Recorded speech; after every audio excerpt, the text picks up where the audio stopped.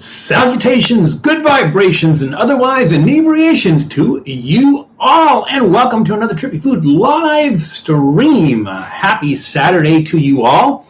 I was going to say, unless you're from the UK or Europe, in which case it's still Saturday, just it's Saturday night. It is not Trippy Food beer night today, so we are going to have soft drinks, but we're going with a theme today, and today's theme is Latin American grocery treats. So for our live stream today, we went to Vallarta Supermarket, which is a local Southern California chain. It's a very, very large Latin American grocery, and they have groceries from all over Latin America. And so we kind of went crazy a little bit. We kind of went overboard, and we got a lot of stuff. So normally I would do 4 snacks. Today we're doing 5. I snuck another one in, and I still have some other ones that I'll weave in over a period of weeks and put them in there. But they looked interesting. I just didn't want to go crazy with them and everything. But as it is, we're doing 5 today. We also have 2 beverages, and so I think what we're going to do is beverage, snack, beverage, snack. Wait, let's see, is that right? Beverage, snack. Yeah, well, let's do that. Beverage, snack, beverage, snack. Let's do that. That's how we're going to do it. So we'll go over those in a minute. It looks like we have a lot of the usual crew here. We have Julie Couture has just entered the room. Welcome back, Julie. Good to have you back. We have Tom, who missed last week, but for a very, very good reason. And Tom, I hope you had a very happy anniversary using your new smoker. So welcome back, Tom. Janice is in the room. Food Taster TV is in the room. Amy Cakey is in the room. Okay, now it's a party. Seems like we have more now than we did last. Last week was kind of a slow week for some reason. I'm not sure exactly why, but I'm at kiddo birthday and will be driving home momentarily, so I'll be listening but might not reply. Julie, either way, we welcome you, and like when you stop driving and everything, if there's something that you wanted to respond to, then just go ahead and do that. Let's see, did I miss anybody? Got Tom, got Food Taster TV, Amy Cakey. Yeah, so it's a pretty good group right now. Even though the little number here shows 6, I think there's more than that in there. So I don't know exactly how that works. We have our usually cast of characters because we have a bottle to open and I want to save the cat. We have Richard Simmons back. So everybody welcome Richard Simmons. We have our food and drink ultimate foodie quiz cards that we're not going to read from, but we're going to pretend to. So that's fine. We're going to do that. Maybe we'll be able to put some like current event kind of stuff in there. We'll be able to throw those in there as well. I think that might be it. We'll wait a few minutes before we go over the our snacks and beverages to see if we can get some more people in the room. But so far we got a lot of people in there. One of the things that I don't know if it's too early to talk about it, but we'll throw it out there and maybe we'll revisit it afterwards. So I know a lot of other channels, what they do is, especially on the live streams, is that they allow for donations. And I know some of you had asked, like, can I set up the live streams to do donations? And I can, I suppose. I don't want it to be. I don't want people to have to pay to play or anything like along those lines. I do, when people make suggestions, especially on the live streams, I try to do my best to actually do those. If it's not too expensive, if somebody says, you should go to Paris, France, and check this place out, obviously it's not going to be on the next live stream, but, it'll get shelved for a later period in time when we can actually do that, do something like that. It certainly goes into our suggestion box, but anything like a couple of weeks ago, and I can't remember who it was, but they suggested, have you ever had watermelon with tahini on it? And we did that, I think, 2 live streams ago. So we're still doing that, but I know that a lot of people on their other live streams do it for donations. So in other words, somebody will donate something, and then they'll say, can you do a review for this donation, whatever, or can you try this, with the donation? And I'm holding off a little bit on it. However, I will ask you this. So in order to continue to do that and to consider just to try your suggestions and do your, what I'm going to propose is this: if you can go out, reach out to other people and try to get people to, like, don't create fake subscribers and don't suggest our channel to anybody who you think isn't going to really enjoy our channel. But if you can kind of outreach to people that you know and just say, hey, here's a great channel, subscribe to them, like videos and stuff like that. That helps us a lot too. So we'll do that. We'll try that first and see if we can build some more audience. We have a decent sized audience. Certainly a cast of characters, a regular cast of characters of people that come in on the live streams, but also a fairly large number of subscribers. I don't know how that works. Like if there's some people who are just on the live stream but not necessarily subscribers, etc. So let me just throw that out there and just say, like, whatever you can do to help us build subscribers, hit the like buttons, things along those lines. Also, and I'll wait to the end on this one, also show some support to the other people within the community that also have channels. I'm not going to endorse a channel that I think, like if a friend of mine had a channel, had a channel that kind of like did stuff that I didn't necessarily agree with, or I thought was just like so maybe violent or off color or whatever, I wouldn't necessarily endorse them. So the people that I do endorse, the channels that I do endorse, I endorse because I enjoy the channels, I enjoy the content, and I've worked with some of them, and so at the end, I will review those, and I ask you, all of you, to also subscribe to their channels, like the videos and everything, because it helps them out as well.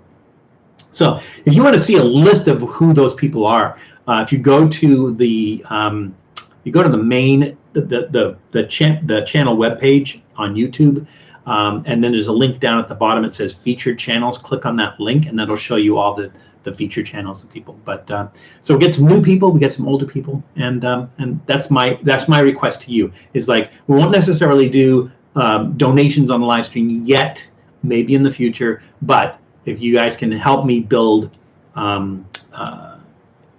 build subscriptions and likes and stuff like that, then that's a big help, and we don't have to do that. But let me know. Your mic is a bit too loud. Food Taster TV. Let's see if we can change that without totally destroying things here. So you open the sound settings, turn the mic back a little bit, and hopefully, let's see, change your output device. Let's change the output device to speaker. I don't think that makes a difference. Input microphone. Okay. Hang on a second. Here's my input. Test my microphone. See if I can. Oh, volume's at 100%. That's why. All right, let me back that down. Is that better? Is that better now? Let me know. Is that better? Yes, volume is better now. I backed it down to about 60%. Anybody? That's better. Okay, cool. All right. I don't want to mess with it too much, because I don't know if you guys remember what happened one other time, and somebody was complaining about the, I don't know if it's a video or the audio or something. We tried to change it and it just locked everything up. It was like a fiasco. So don't want to do, yeah, exactly, Janice. Yes, thank you. I missed Pudding Power 84. Welcome back to the room, Pudding Power. Good to see you again. And John King, whose birthday was yesterday. Everybody, please give John King a belated, very happy birthday. Yesterday was John King's birthday. How old, John, were you yesterday? Yesterday was your birthday, correct? Correct me if I'm wrong. I think yesterday was your birthday. Yes? No? Maybe so. All right. Cool. Yeah, the number's climbing up. We're starting to get people in the room. I suppose let's throw out some tiny stuff, just really quickly. So one of the things that I wanted to talk about was cicadas. I don't know if you guys are familiar with cicadas or what's going on with cicadas. I know a lot of us here. Oh, happy 42, John King. Welcome back, and happy birthday. Maybe we could sing to you, but I don't know if that's royalty free.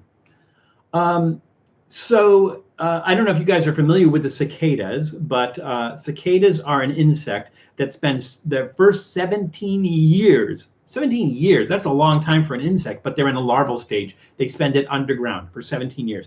And then And then one day, at the end of that 17 years, they climb up a tree. They do this kind of cocoony thing, and this winged insect comes out. And I think they live for like a day or so. Anyways, this is the season now for the 17-year cicadas to swarm. So if you're in areas, I'm going to say in the Northeast, they're pretty prevalent. I don't know about other places. Here in Southern California, we really don't seem to get them. You know they're there because you can hear them. You can hear them. They make very, very loud. It's like a humming or a clicking sound. But the thing is that they're edible, and so there has been, even if you just go on some of the Facebook pages, you see that some of the entomophagists, the bug eaters, have featured recipes and things that you can do to eat the cicadas. There's nothing wrong with them. They don't tend to have parasites or anything else like that. They're kind of weird looking. They have big orange eyes and clear wings. They look like a gigantic fly, but they're actually pretty tasty. So the thing is, there is a company in Maryland that is selling chocolate covered crickets. So let me give you the link for that. Don't know if you're interested in that, but again, it's something that even if you're thinking about trying bugs, I would highly advise this, because this is something you can only do every 17 years. It's really weird. It's not like wherever the cicadas are, it's like in this area they do it 17 years, and then in this area they do it 17 years. They're like, they all seem to be timed at the same time. So it seems like the same 17 years for all of them, and then wherever they are, they swarm because they're all coming out of the ground at the same time and everything. But they are edible. As a matter of fact, you will probably see in areas where they swarm a lot, you'll see like dogs and cats and everything just eating them, when they land on the ground and stuff like that. And apparently they're supposed to be tasty. But if you follow that link, there's a story about a Maryland company that is selling chocolate-covered cicadas. I think they take the wings off, but you might want to check that out and maybe order some chocolate-covered cicadas and be part of this whole special thing that only happens every 17 years. So that's the thing. Crickets or cicadas? Definitely cicadas, not crickets, because crickets, crickets have wings, but I don't think they fly so much. Most of the thing they do with their wings is they use their wings, like there's like a little file underneath their wings, and when they move their wings back and forth, that's what makes the cricket chirping sound. They don't do it with their mouth; they actually do it with their wings. But crickets are different from cicadas. Cicadas are often called locusts, but they're not related at all to like grasshoppers and crickets at all. There's no relation whatsoever. I'm not sure why they call them locusts, but they do sometimes call them locusts. Hey, Peter Griffin in the room. Welcome, Peter Griffin. Chocolate-covered cucumbers with onions. Well, at least, John, you've moved off the chocolate-covered pickles. So we've done chocolate-covered pickles. Chocolate-covered cucumbers with onions. Yeah, how would you do that? How would you do? Because, like, I mean, with onions, are you talking about a whole onion? Like, how? What is your line of thinking, John, for doing chocolate-covered cucumbers with onions? Would that be like you chop up the cucumbers, you chop up the onions, you put them in a bowl, and you put chocolate sauce on them? Because like chocolate-covered is like chocolate-covered strawberries, chocolate-covered pickles. It's usually something solid, and I just can't see how you would do cucumbers and onions and cover them with chocolate. So I'd be interested in your thought process for how you would do chocolate-covered cucumbers with onions. The Happy Birthday song is royalty free now. Yeah, it was. So the funny thing about the Happy Birthday song, it was written by the Hill sisters, Mildred and Patty Hill, I believe they are. I think somewhere around 1917 or something like that, a long, long time ago. And it was based on the song "Good Morning to You," but anytime somebody sang happy birthday, they had to pay royalties. So that's like if you went into a restaurant, a restaurant where they sing happy birthday to you and they bang pots together and everyone comes out wearing sombreros and they do a happy birthday thing. They don't sing happy birthday or they didn't sing happy birthday, because every time a restaurant did that, sang happy birthday, they owed royalties to the Hill sisters. My understanding was that after the copyright expired, that it was purchased by Warner Brothers, but I think Warner Brothers is just making it public. I think that's the case. But it used to be like if you ever watch a movie, very, very seldom in a movie when it's somebody's birthday, do they sing happy birthday to them? They sing some alternate song or something, or they don't sing at all, because in a movie, when they featured happy birthday, they had to pay royalties for it. So that was the thing about happy birthday, is that happy birthday to you, you know, that one, they used to have to pay royalties for that. So interesting. But I wasn't sure exactly what the details are. Like I said, I think Warner Brothers owns the rights now, but I thought they were going to, I thought they were going to make it public. And Janice, from what you say, it sounds like they did. So everything is going to eat them: dogs, cats, squirrels, rabbits, frogs, turtles, and people pudding. People will eat those cicadas as well. Will you be getting the chocolate covered cicadas? I'm going to try to get them, but I can't imagine that. You know, that they're making them in very, very large numbers, because I think they probably don't want to end up with cicadas. But I'm going to try to get the chocolate covered cicadas. Janice, thank you for asking. Having a weird problem with roaches that has wings. They're only outside, but still creepy. Yeah, and there's still roaches. I remember when I moved to Austin, Texas, and I saw this. It looked like a cockroach, but it was kind of a reddish color, and it was about that big. In some places, they call them mahogany bugs, but they're still cockroaches. And I remember I went into work the next day, and I said, "Hey, I saw this big bug that looked like a cockroach. What is that?" So somebody said to me, "Well, it depends. If you see them outside, they're water bugs. If you see them inside, they're cockroaches." So, or the opposite, something along those lines. But they are cockroaches. And in in places like Texas, boy, everything's bigger in Texas. They're really, really big. So yeah, as long as they don't get inside, Amy, because there's no such thing as one roach inside. Just like there's there's no such thing as one mouse. You know, if one finds its way inside, that's fine. But usually, if you have mouse in your house, you have mice in your house. And the same thing with roaches. So, Queen Sugar Experience. Now, Queen Sugar, I do not recognize your name. So I haven't seen you on here before, but welcome if this is your first time here, or if maybe you've lurked in the background, but this is your first time in the chat. Either way, welcome, Queen Sugar. Everybody, please give Queen Sugar a warm and hearty Trippy Food welcome. So Queen Sugar, just in case this is your first time stopping in here, just a kind of a reminder, we don't talk politics, and we keep it family friendly. And the reason is because we have a lot of we have kids that watch this, so people watch the live stream with their kids and everything, and we just want it to be family friendly. Not that we don't drop F-bombs outside of the live stream and everything, or outside of the channel, but just want to keep it family friendly, so that it is it's something that everybody can enjoy. So just laying it out there, just in case you didn't know, throwing it out there, and we're good.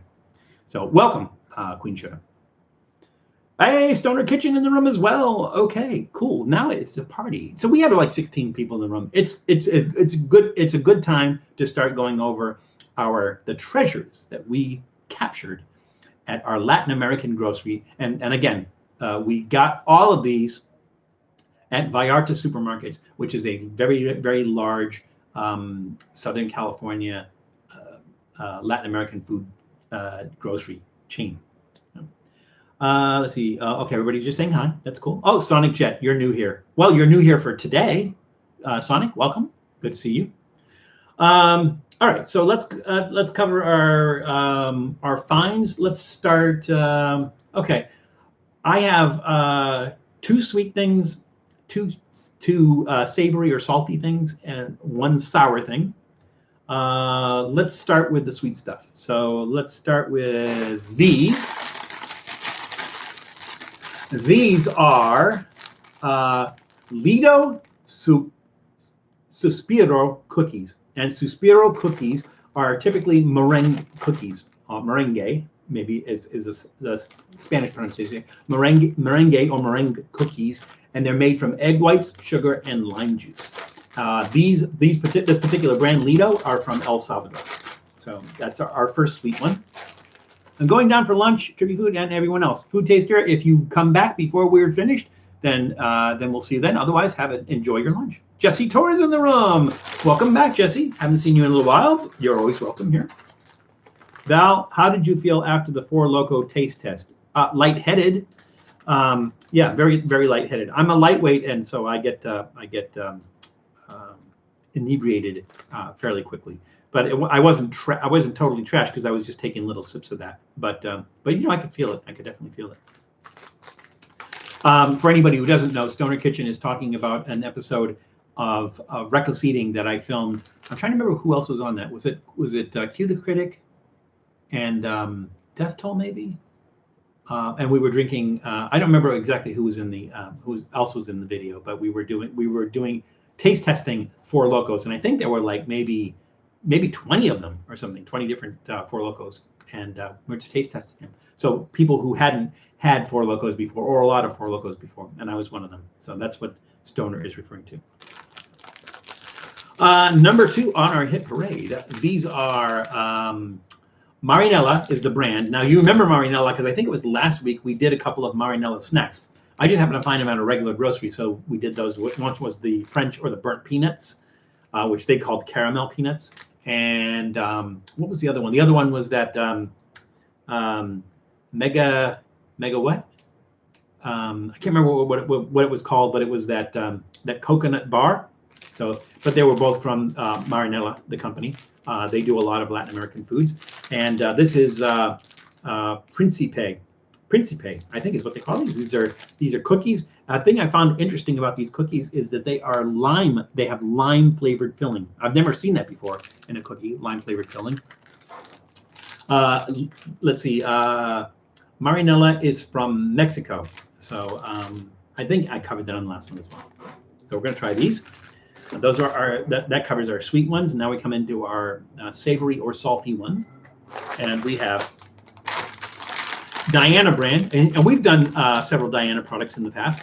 This is Diana brand, and these are called Bacorns, and it says barbecue bacon flavored snacks. They look like little puffs. I'm not sure exactly what the texture of this is. Again, we've done Diana products in the past. Diana is from El Salvador. The thing that bothers me about this is that it says barbecue bacon flavored snack. I do not see bacon anywhere in the ingredients. The ingredients say cornmeal, palm oil, sweet whey, iodized salt, paprika, tortilla yeast, whatever that is, tomato, raw sugar, spices, corn starch, onion yeast extract, okay, monosodium glutamate flavor. There's your savory right there. Flavor enhancer, I'm sorry. Brewer's yeast, garlic, smoked malt, maltodextrin, sodium, alumina,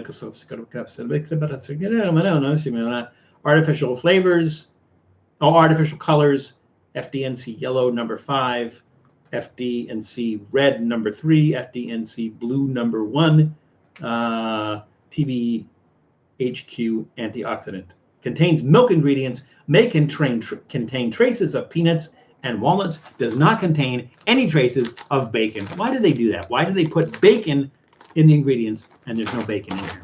That drives me nuts. But anyways, we're going to try those. I just feel weird because my mind is going to go to bacon and I'm not going to sense bacon. So that's kind of a drag. Sorry, been in and out getting things rolling in the smoker from my stream later. Oh, okay. Are you doing the pastrami one, Tom? The pastrami smoke? Because you've been brining the pastrami for a couple of weeks, right? By the way, Tom, if we didn't say it, I think we did it on the last live stream, but hope you had a wonderful anniversary. Tom was not here last week. Tom did not do a live stream last week because last Saturday was his anniversary, and so he and Mrs. Old Guy hopefully had a very, very nice time.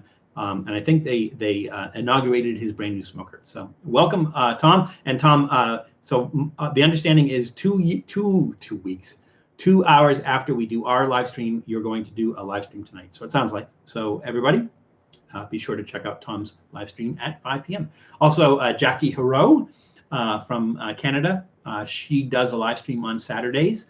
I remember what time hers starts. And I think Reckless Eating is doing a live stream around 3 p.m. I think so. You know, a lot of people do their stream on Saturdays. Fridays was the Trips, so I participated on the Trips live stream on Friday. So Steve was out in the woods, so it was funny because he was kind of doing a remote thing, and he was out in the woods. But for some reason, his video is clearer than the other two in in the basement. So it was kind of funny. I'm smoking chicken for tonight. The pastrami is in a 30-day brine. Oh, a 30-day brine. I'm sorry. I thought it was like a 2-week brine or something. So I'm really looking forward to that pastrami. I mean, not tasting it, obviously, because, you know, it would be pretty bad by the time it got here. But looking forward to that one. But the chicken should be fun, too. So that's cool. And a bonus dessert special. You got some durian. All right. Doodle's trying to kill something out there, I think. He's growling. Doodle will grace us later, I'm sure. So we also have these. These are Mayte is the brand, and these are plantains. It says Plantains Chips, but Plantain Chips is fine. They make both of them plural. Plantains, for those who don't know, are I guess a species of bananas, but they're not true bananas. They're much larger. Some people eat them when they're green. Some people wait till they ripen. Some people mash them. They mash them and they make patacones with them, which is kind of grilled, mashed with butter added. If you go into like Cuban restaurants and everything, you'll get the sweet plantains. But these are plantain chips, and we may have done plantain chips before, but I thought this was interesting because these ones have chili and lemon flavor added. So this is from Mayte, and Mayte is from Colombia. And again, remember, all these things were all purchased at Vallarta supermarkets.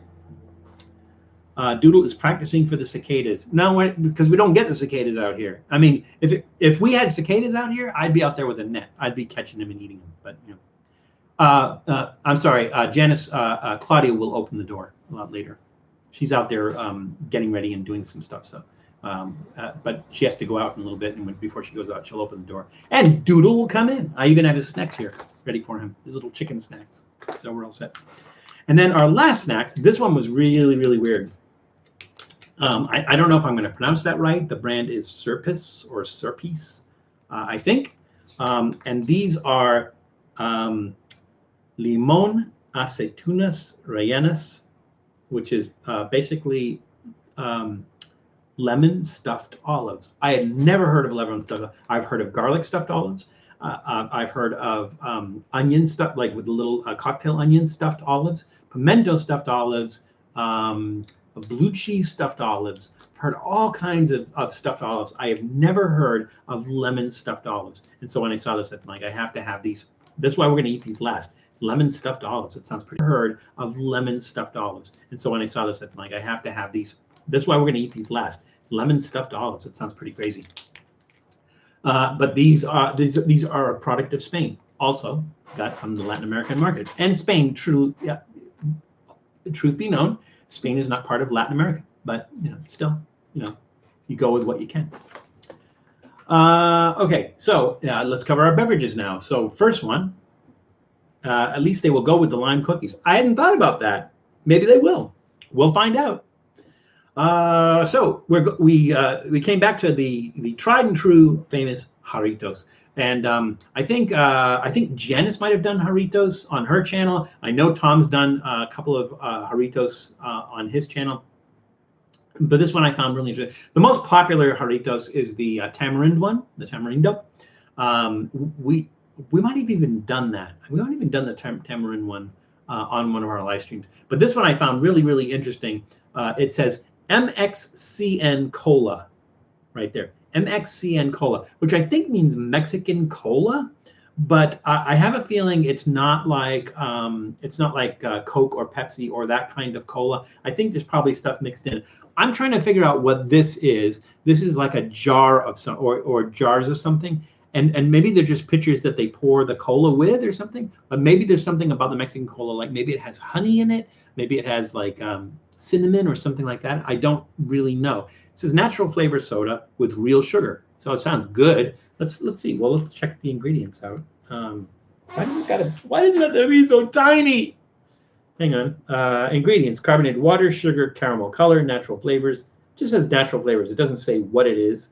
It does have caffeine. Yeah, but it doesn't say what those natural flavors are. So it should be interesting. We'll open that. We'll try that. One of the things that I like, I don't know if you can see this, but here it says, and maybe it's their slogan or something. It says the original drink for tacos, which I think is kind of funny. I've never associated Jarritos with tacos, but sure, that's good. Vanilla and ginger. Pudding is. Did you look that up? Are you? Because it doesn't specify that, so I'm just wondering if are you guessing or did you actually look that up? And it says that Mexican cola is made with vanilla and ginger. If so, it sounds really good, but we'll see. Oh yeah, you checked. Okay, cool. That sounds really, really good. We'll see if we can taste those, or we'll see if we taste other things. But it does sound, yeah, right, JR? It does sound nice. And I say right, JR, but I didn't welcome you to the room. JR Caldoon, welcome back to the room. Good to see you again. And our second beverage is Agua Lucha is the brand, and this is Tamarind. We were just talking about Tamarind. Tamarindo, Tamarind Agua Fresca. Now, for anyone who hasn't had Agua Fresca, it's typically not carbonated, and it is usually fruit juices mixed with water.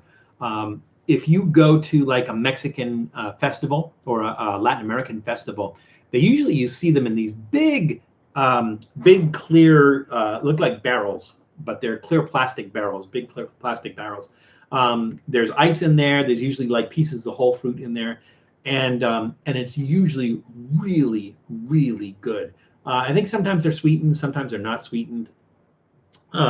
If you go back to watch our video at the Alameda Swap Meet in Vernon, California, the food court down there, there's one place that has agua frescas, and they have like about 15 different agua frescas. And the thing is, you buy a cup of agua fresca, and then you just go back and you go, hey, can I get some more agua fresca? Your refills are free, but you don't have to get the same thing. So like if you start out with a coconut one, you can go to the mango one next, and then after that you go to the tamarind one, and you just keep on going down the line and everything. If you can fit that much liquid inside you, you can actually, that's a good challenge. I have not been able to meet that challenge. I think my limit is 3 of the big cups, the refills and everything. But so agua fresca is a really cool thing. This one, I don't know about this one because this one is sealed in a bottle, so it's actually made ahead of time. Usually agua fresca being fresh, it's made that same day. This is obviously not made the same day. And the other thing that bothers me about this is this one has some stevia in it. And I don't like the taste of stevia. I don't know why they even bother with that. Like, are they trying to keep this like low calorie or something? I don't know. But this does have some stevia. So that's going to be our second beverage of the day. Did I forget anything? I covered all our snacks. I covered all our beverages. We're around 1:30. That's a good time to start, I suppose, because we have 5 snacks today instead of 4, and we have 2 beverages instead of 1. So, are they kind of like the large things you see filled with horchata? Yes, pudding. They are exactly like those large things that you see filled with horchata. As a matter of fact, usually the places that have agua fresca also have horchata. And horchata is a rice and almond flavored drink. I'm not sure how it's made. It's a little bit more complicated than that because, like I said, it's made with rice. I think they make it by hand. They squeeze out the rice and stuff like that. I'm not sure the process for making horchata. I happen to like horchata. I do like horchata. But you're absolutely correct. In those same places where you see those big barrels of horchata, you'll also see agua frescas along with those. So you're absolutely correct. Jamaica is my favorite agua fresca, hibiscus flavored. Yeah, the same company that makes Orange Bang. And again, if you're not from Southern California or you haven't spent a lot of time in Southern California, you probably won't know what Orange Bang is. It's similar to Orange Julius, but it's so much better. Anyways, that same company that makes Orange Bang also makes a Jamaica, and they make horchata as well. So these are things like mostly you'll find them in a gas station. You go to a gas station and they have this like mix in a pump. And so you just press the button on the machine and you get your Orange Bang or your horchata or Jamaica. So we are going to do an episode where there is a place in Pasadena, I believe, that has all of the products that the people who make Orange Bang sell, and we're going to be doing that with Jason Cantrell coming up. So as soon as we arrange that, we're going to go ahead and do that as well. Have you got stuck at a funeral home? I have spent very, very little time at funeral homes. Because funeral homes are typically where they have wakes, and I really haven't been to a lot of wakes. I've been to places where I've been to places where they do services, but it's usually like chapel kind of thing, and not necessarily a funeral home. So I've not really spent a lot of time in a funeral home at all, and I hope not to. So getting stuck in a funeral home, that's a definite no. Even being in a funeral home, very, very seldom. So I hope that answers your question, John. So we might as well get started. And so we have the Cassandra is not in the room yet. So but we won't wait. I'm sure she will understand. And we're going to start with our trivia cards. Pretending to read. I think everybody knows by now. So the thing is, for those who don't know, especially for those who are new, is that we went through this box of 100 gourmet questions, food and drink, ultimate foodie quiz questions, and there were a lot of cool questions in here. However, we relatively quickly, over a period of a few weeks, went through this whole box, and so I can't find like a second set of these. I can't find like a second version of these or anything. And so what we decided to do is just act like we're still reading from the cards, but we're actually reading other trivia questions. So that's what we'll do. So I'm going to start with the first one, and then we'll start with the first beverage. Again, I think I'm going to do sweet beverage, savory. No, I say, hang on a second. I'm trying to remember what I said. I think I said, yeah. So let's do beverage first. We'll do beverage first. Sweet beverage, savory salty, beverage, and then our last one, which is, I'm going to say sour. It's all stuffed with lemons. So I can't think it'd be anything but sour. I think Mexico has a sugar tax on drinks, so maybe the stevia is to reduce the amount that they pay on agua fresca. That's interesting. Oh, no, it's not interesting. I mean, I'm sorry, I take that back. It's not that it's not interesting. However, this is the only product that is not made in another country. So the Diana Bacorns are made in El Salvador. The Marinela Principe lime cookies are made in Mexico. The Lido Suspiro cookies are made in El Salvador. The Mayte chili and lime plantains are made in Colombia. The Serpis lemon and lemon stuffed olives are made in Spain. The Jarritos the Mexican Cola is made in Mexico. The Agua Lucha Tamarind Agua Fresca is made in Pasadena, California. So I don't know. I think all bets are off there. I don't know. Sounds like quite the night there, sir. JR, remind me again where you hang on a second. Don't, let's see if I can figure this out on my own. I have to write these things down. JR, you are from Huntsville, Alabama. Yes, no? You're in Huntsville, Alabama, I think. So it's not really night.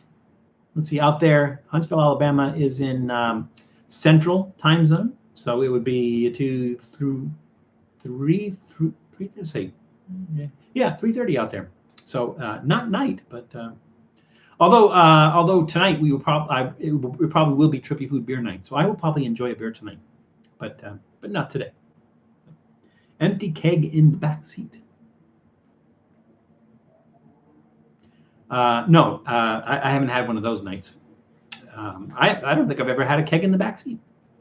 I did. So when I lived in the Boston area, we had a Halloween party in the apartment that I lived in with my two roommates, and it was cold. It snowed that night, and we did have a keg. And to keep the keg cold, we just put it out on the back porch, and let Mother Nature keep it cold. So we did that. Okay, let's read our first card, and then we'll start in with our first beverage. I think I'm going to start with the Mexican Cola, with the Jarritos Mexican Cola, only because I want to be able to sip on that when we're trying other snacks. So there we go. Can we try the cola in the next 30 minutes before I head to work? We're going to do the cola right now, Jesse Torres. Right now, on this very stage. Here it comes on the monitor, right there. All right. Our first question is, what are the 5 basic tastes? So this is a 5-part question. What are the 5 basic tastes? That goes on the back burner. We turn that down. You can't see the controls or anything. You don't even know there's a back burner there. Well, and let's enjoy our Jarritos Mexican Cola.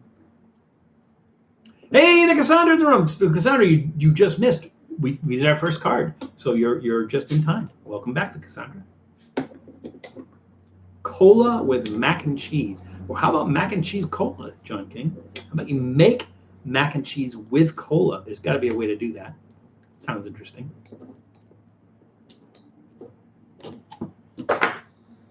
Save our bottle cap. Baby Bug in the room. Everybody, please welcome Baby Bug, who is in their car. Baby Bug, do not touch anything. Just enjoy, and we will try to entertain you. Oh, mac and cheese with cola brisket. That sounds good. Oh, that sounds really good. Just turned in to hear the first question. Sweet, you didn't miss anything. All right, cool. And you're answering the question, but nobody else is. So the Cassandra started it. Everybody else. Ah, there goes Janice. I knew she would do. He has a nice smell.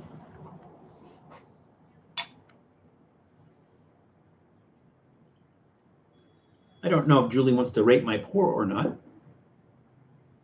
It's soda. It does have a nice smell.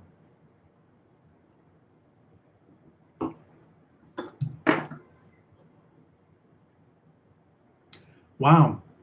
It does not taste at all like Coca-Cola, Pepsi. They do have almost like a chemically type taste. This one has no chemical taste to it at all.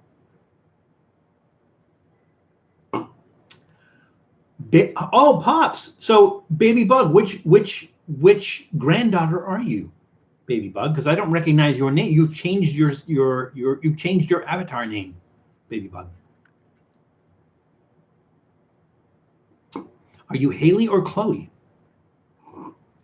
Orange flavored vodka soda. That could work. With a little vanilla. That would work really well, I think. This is really, really good. It's sweet, but it's not crazy sweet. It almost tastes like fruity, like almost like raisins. Like there's a taste of raisins in there.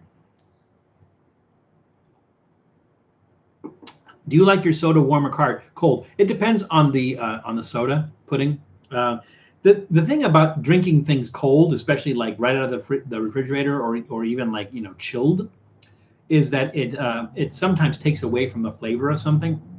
Which is why if you ever buy a wine that's like really bad wine, like Thunderbird or Night Train or something like that, usually on the it is best served chilled, just because chilling it takes the taste away. So room temperature is always better, like for beer and for sodas. But like on a hot day or something, there's something about drinking a cold soda that's a little bit more refreshing, I think. But I like them both ways. I guess it depends on the situation. We going home, Haley? Oh, Haley. Okay. Well, Haley, welcome. Let mommy drive. You can if mommy says something, then you can text it in there so that like mommy says Pops didn't do a very good pour on that soda. This is a really, really good cola. Again, it tastes nothing like Pepsi. It tastes nothing, not even like RC Cola or Snapple or any of the other colas. Everything is very, very unique taste.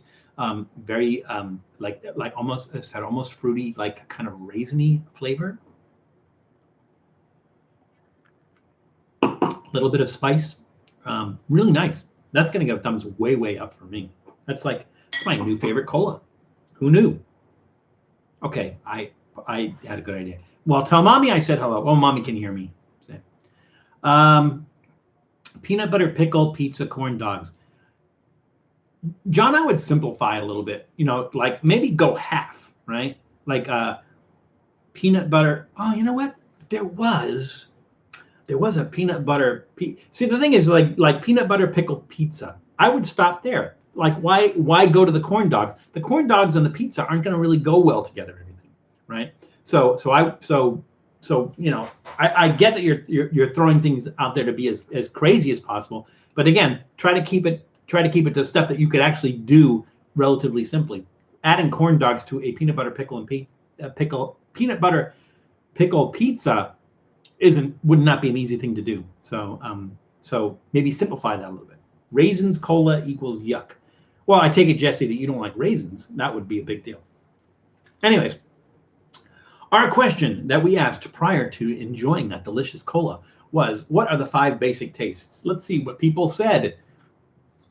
The Cassandra said, sweet, sour, bitter, umami, and salty. Let's see. Janice Yamanaka said sweet, sour, bitter, salty, umami.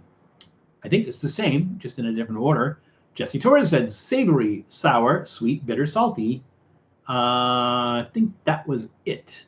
Tom didn't say anything, but if he did, it would have been kumquat. The answer is sweet, bitter, sour, salty, and umami. And umami, I guess, let's see, did somebody say, yeah, Jesse Torres said savory. Savory is the equivalent of umami. So that works too. So you all get 20 points, and we're going to keep track of that right here on this invisible thing that I'm writing on. There. Oh, where is it? Okay, that's our first card. And we tried our beverage, so it's time for our first snack. I like Señorial Sangria Soda a bunch. I'm trying to remember, because we did that. We did that a couple of weeks ago on the live stream. I'm trying to remember if that was carbonated or not.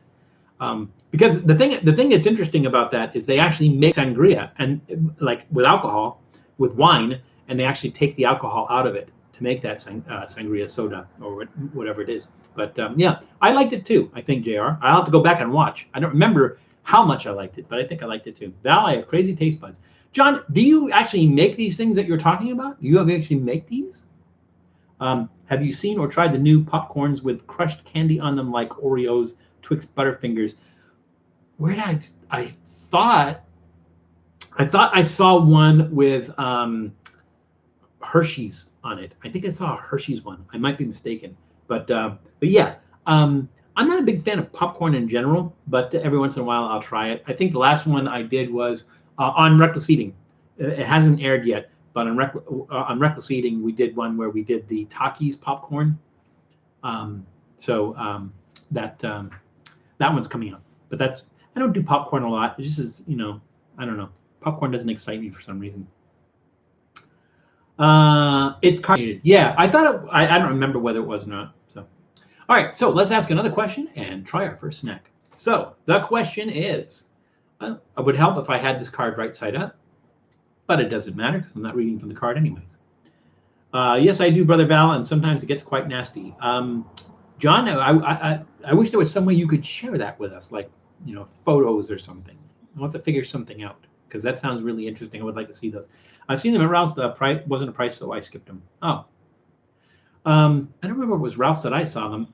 I think it was like someplace like Walgreens or CVS or something where I saw them. So, question number 2. What food item is known by the scientific name of acetic acid? Again, the question is, what food item is known by the scientific name of acetic acid? So, let's put that over here. I think there's a burner over here. I think we should put the heat on. I think we should keep it warm. Blah, blah, blah, blah, blah. We'll leave it over there. And let's open our first snack. So let's do the Suspiros first. I think they're going to be mild. Again, these are Lido brand Suspiros, which are a meringue cookie, which is mostly egg white. What is it? Egg white, sugar, and lime juice. A little bit of lime juice.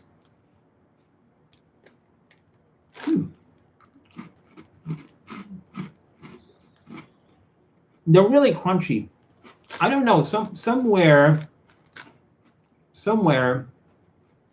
the texture is off from what I'm expecting from meringue, because meringue is usually like meringue is what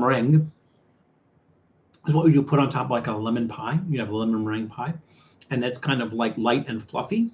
But then they also have merengue or meringue, which is a Latin American thing, which is sort of like the same thing except it's hardened, and it's kind of like the texture of freeze-dried stuff. It has kind of that same texture as freeze-dried. This is like nothing like it. This is just like cookie texture. It has a really nice flavor though. I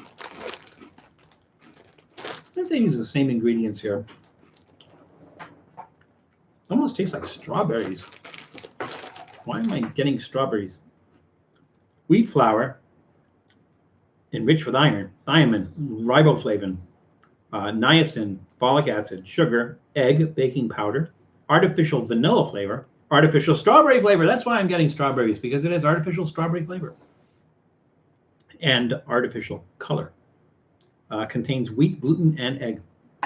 Yeah, that means that strawberry taste really kind of surprised me, but it's really nice.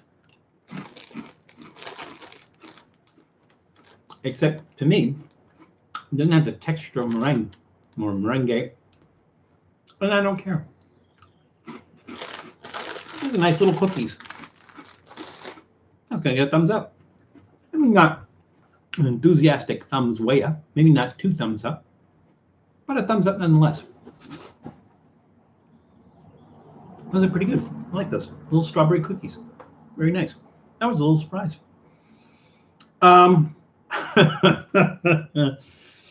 The question in review is, what food item is known by the scientific name of acetic acid? And old guy in Colorado said kumquats, because of course he did. Which is ironic, because actually it would be not acetic acid, but citric acid. It would be citric acid in kumquats. J.R. Caldoun says vinegar. Janice Yamanaka says vinegar. Old guy in Colorado says kumquats. I love that about him. John King says peanut butter ketchup, but I don't think he was answering the question. I think he's just throwing some suggestions out there. The Cassandra said vinegar. Was that it? That was it. All right.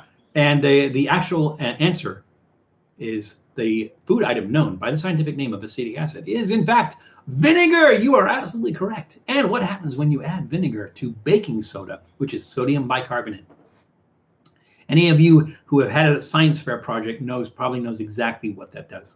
So, Takis has a five mini beef sticks for $4.50. I have not, Jesse. Where do you get those? I have not seen Takis beef sticks. It's kind of like a. I get, maybe Takis is doing what. Takis is kind of doing what Reese's is doing by diversifying and coming out with other things, because Takis is typically those rolled tortillas. Now, as far as like a tortilla, anything made with tortillas or tortilla chips, I think Takis has the most. It actually tastes like a taquito, like somebody rolled up a tortilla and fried it. It actually has that flavor, that tortilla flavor. More so than any other product I've eaten, including like Fritos and stuff, and Doritos, things like that. But the fact that they're doing beef sticks is just kind of a weird thing. So, but Jesse, let me know where you've seen those. So I don't care if it's $4.50. It just sounds crazy enough that I will try them, and I'll try them here. So I will definitely do that. Those Takis meat sticks were kind of nasty. The lime flavor made the meat stick tastes like they went bad. Oh, okay. I'm thinking maybe I should try that. And now, Janice, you're making me think maybe I shouldn't. Well, you know what? It doesn't matter, because we do good or bad. We try it here. If it's unusual, we'll try it. We try to go in without any preconceived notions, and we'll try it whether it's good or bad. So I think we're going to do it anyway. So let me know where to get those. I will go out and get those, and we'll try those. If you put it in a sealed vessel, an explosion. Yeah, I would imagine you would. I wish Takis would make flavors that aren't all about heat levels. Yeah, but they're not like really heat hot. And at least they're not doing like the Cheetos Flamin' Hot, because that's like a chemical flavor. Not really crazy. Found the Takis meat sticks at Walmart. Okay, Janice, I will check that out. I think I have to do those. So. Did you try the canned meat yet, Val? No, Tom. I have that right here. So this is the Celebrity Luncheon Loaf. This is the one that you had. I've not tried that yet. I don't want to just try it by itself. I want to kind of augment something with it. And I have a bunch of noodles, instant noodles, or 5-minute noodles, whatever. Instant noodles to try. And what I might do is I might fry some of this up and then add it to those instant noodles just for fun. Naturally, I'm going to have to do what you did and just try a slice as is, because you're going to want that full experience. But I have not tried this yet, but I will. I'm thinking it's getting better with age. It's mellowing in the can. I know it's not, but I like to think that. I wish I could find the cucumber Takis. They make cucumber Takis? I didn't even heard of that. That's bizarre. Okay. Jesse, I have not seen them at Ralph's, but I can't say that when I'm looking where the Takis are, that they're going to be in the same place as the Takis. Are going to be more like where the Slim Jims are and things along those lines. So. Alrighty, so let's. I'm going to pour some more of this soda. I really like this.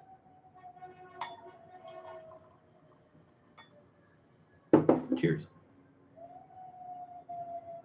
I'm not a big soda person, but that's really good. All right, let's try our next, go for our next snack here. But before we do that, let's read a card.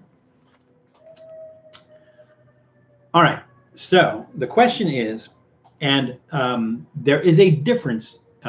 Well, I'll explain afterwards.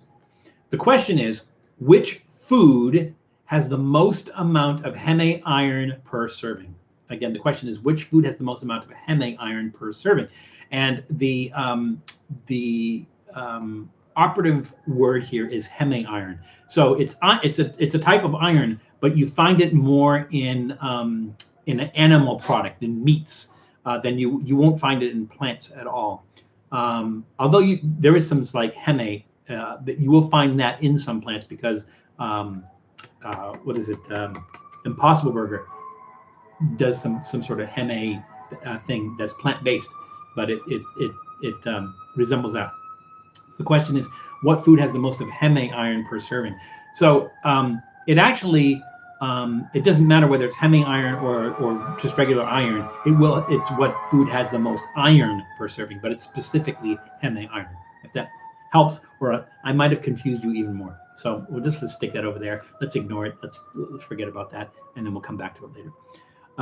Let's see, what have I missed? They're habanero cucumber. They're called Taki Zombie. Oh, okay. And they're usually out around Halloween, but I've never been able to get my hands on them. I will keep an eye out for those, Cassandra. Maybe harder for you because you're up in, I think, BC, right?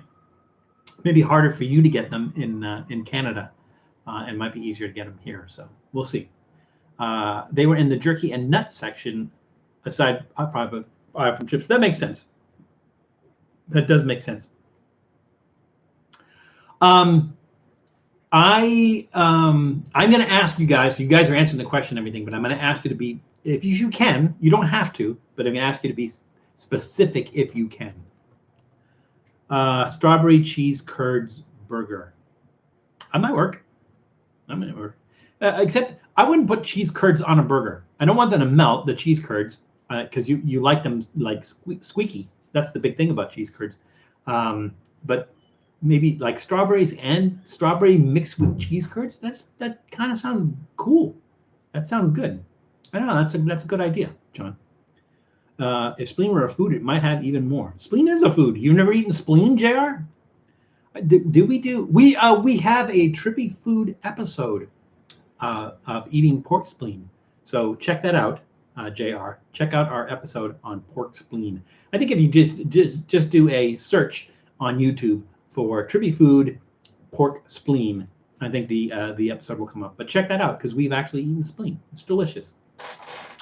All right, so we asked our question. Let's open our second snack, and this is Marinela brand Principe sandwich cookies with lime flavored filling. Sounds interesting, doesn't it?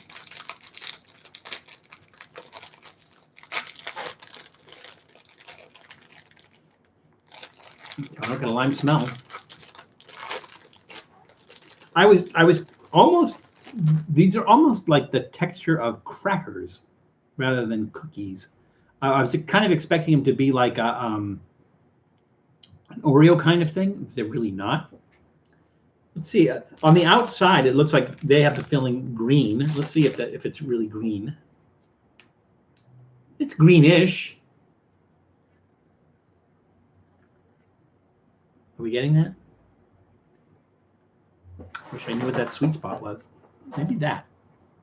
That it? Yeah, there we go. Nope, there we don't go. We get it.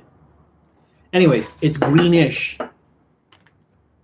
But let's try. You know what? I'm going to do two. I'm going to do one with just the cream, and then I'm going to do the whole cookie.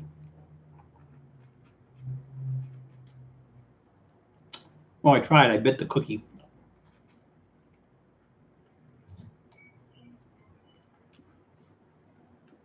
That's interesting. I'm not a big fan of Oreos.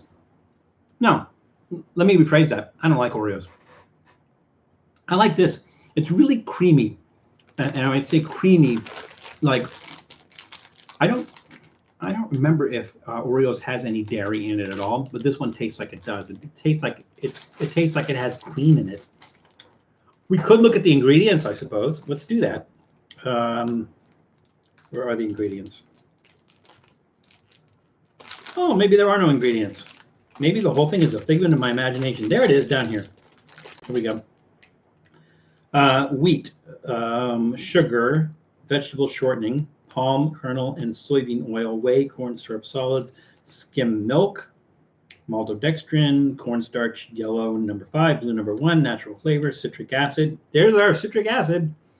Citric acid, soy lecithin, sugar, vegetable shortening, canola and palm oil, water, invert, sugar, eggs, leavening, baking soda, ammonium bicarbonate, salt, soy lecithin, natural flavor, sodium benzoate, enrichment.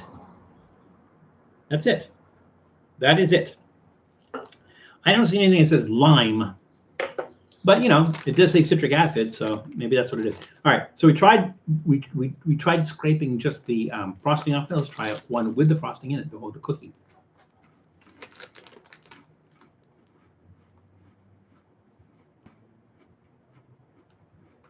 Mm-hmm.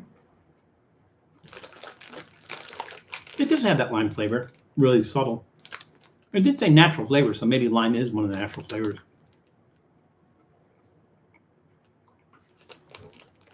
It doesn't have that kind of gritty, crystally kind of texture that that an Oreo has. So it's really kind of it's kind of mellow, kind of nice. Yeah, it's gonna get a thumbs up from me. Let's see what I missed. I missed Jay Tierno sneaking in the room. You're not late, Jared. We didn't have a specific time. Oh my God, look at the time. We did not have a specific time where you were supposed to come in. We have an hour left. So you are. Oh, somebody walking outside. So you were perfectly on time. So it's good to have you back. Welcome back, Jared.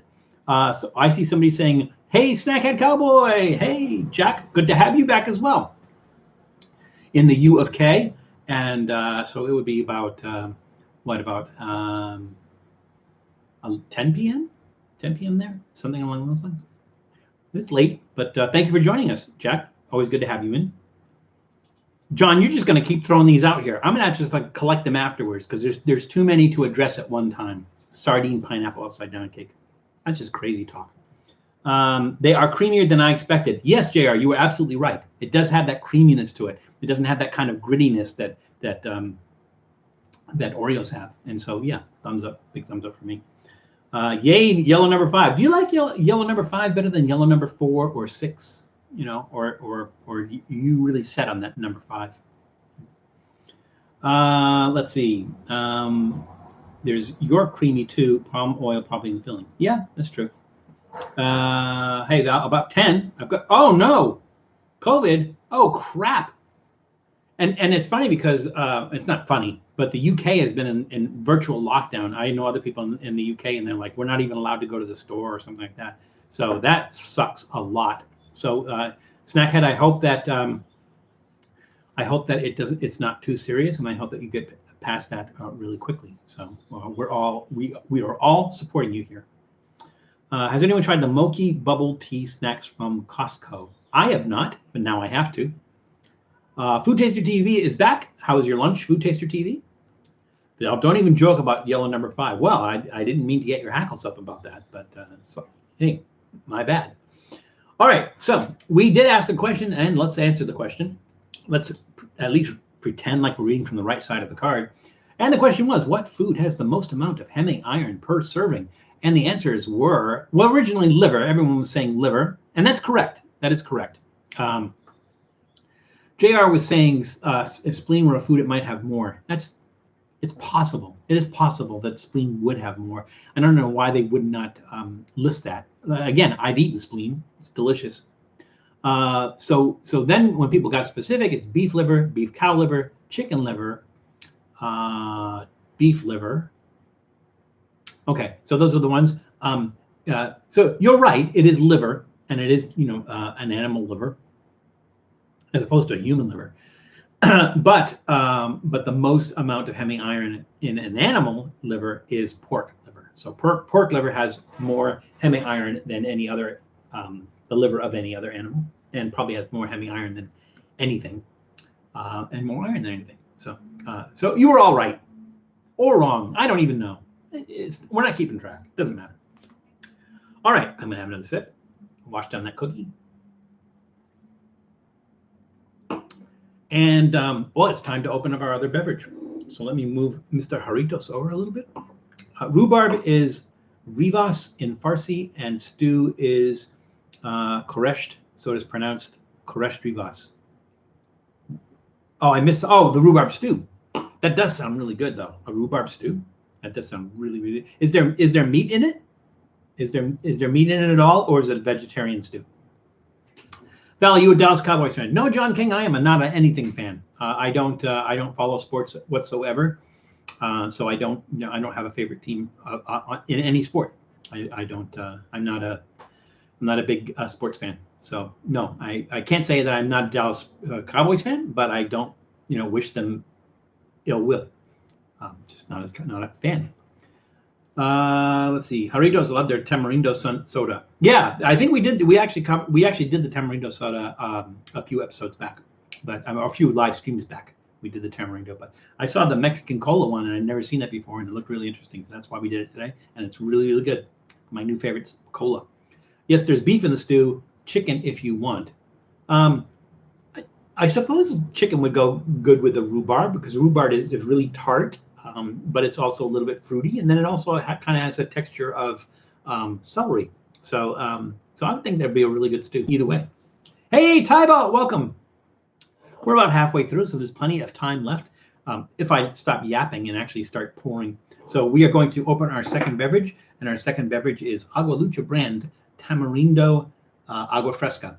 And I'm going to shake this one up a little bit because Agua Fresca is going to be in one of those big things that looks like a barrel, the plastic clear one, sitting there with some ice cubes floating around and everything. And it's going to be made that day. This is made ahead of time. I'm going to kind of shake it up to mix it together.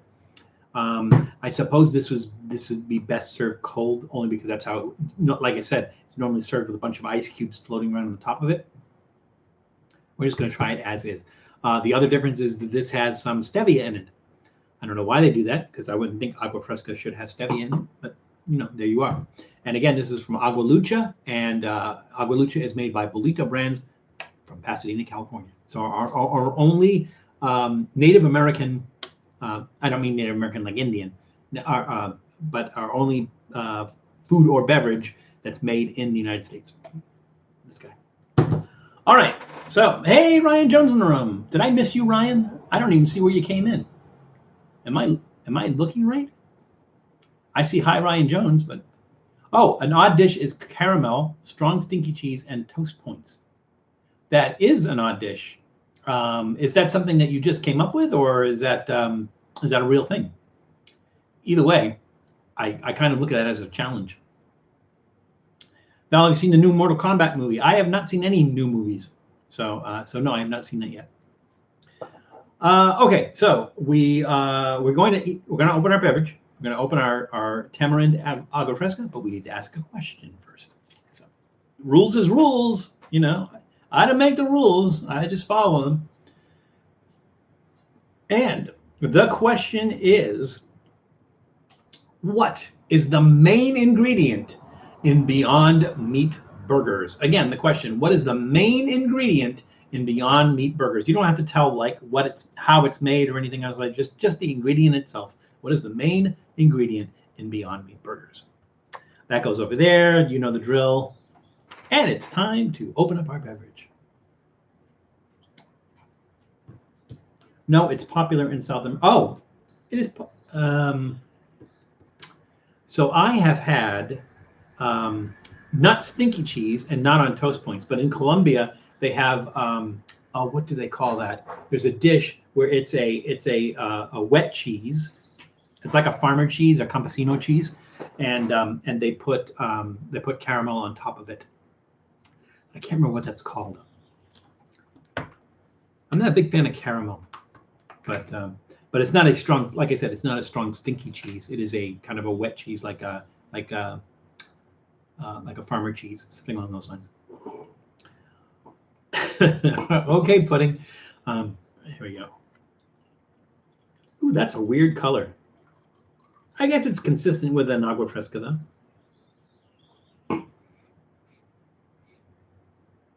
It smells like a foot. Maybe tamarind smells like foot, though. I suppose maybe it does have like a tamarind smell to it. And maybe tamarind smells a little bit like a... Tamarind does have a really weird smell. And I don't know how to describe it if you've ever smelled tamarind. It's kind of a weird smell, and it's really hard to describe. It doesn't smell fruity. It smells spicy, maybe, but smelling this, it almost has kind of a foot smell. And then I think, oh man, wait a minute, it does kind of smell like tamarind.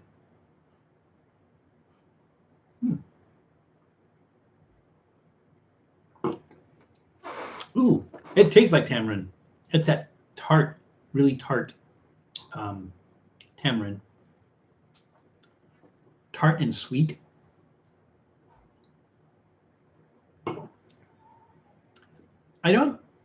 I'm not crazy about the texture of this. That makes, what do you call the texture of a liquid? It's not texture. It's the equivalent of texture for a liquid. What would you call that? I'm not crazy about this.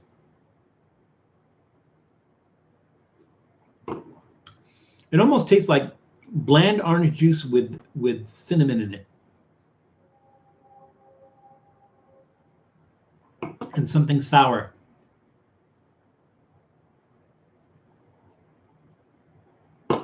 Viscosity. Yeah, sure, that'll work. I'm not liking this. I like tamarind. I'm not liking this so much.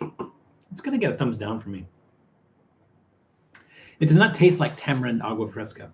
There's just something about it. It's just like everything, it's just so blended. Everything is just so blended. It's not refreshing at all. It's going to get a thumbs down. However, let's do this. Mexican Cola, Jarritos. I'm not going to put all of this in there.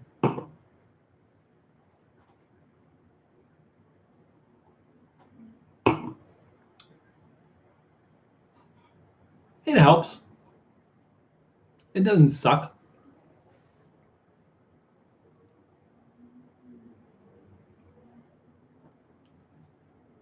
It makes that cola more fruity.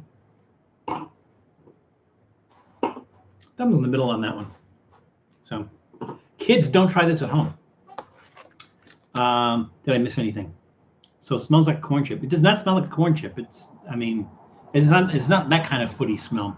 It's like a bad foot smell. You ought to see what's inside the pod when you crack one open. It looks like an alien embryo. Oh, you guys are talking together. Okay, that's fine. Agua fresca tends to be very light flavored. Yeah, I agree, Janice.